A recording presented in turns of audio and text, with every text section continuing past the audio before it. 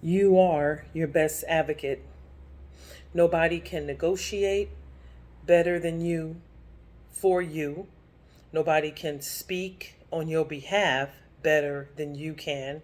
Nobody can accept the consequences for your decisions better than you.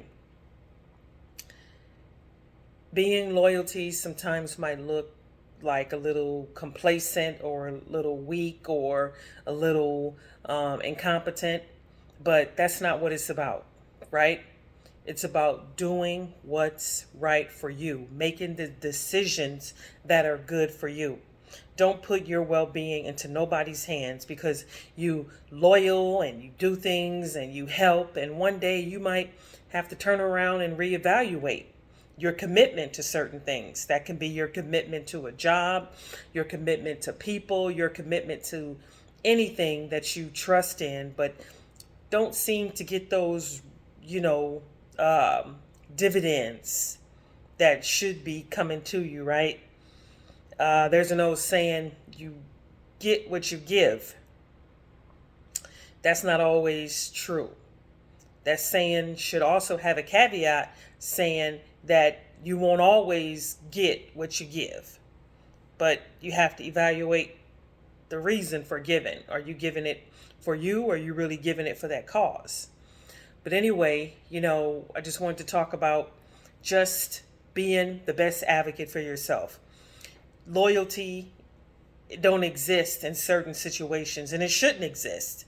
There's not always room for loyalty in every situation. Some situations you're going to have to do what's good for you and your family. Don't burn people, don't burn bridges, because you never know what bridge you're going to have to cross over again. Now, don't get me wrong, some bridges should have never been built, but that's neither here or there. I just want you to know that be your best advocate is the best decision you can make, because whatever decision you make, regardless if it's your decision or the advice of someone else, you're going to have to live with the consequences. Always follow your heart, right? Don't second guess it, because the minute you second guess it and it goes wrong, you'd be like, man, I had the opportunity to turn away from that decision.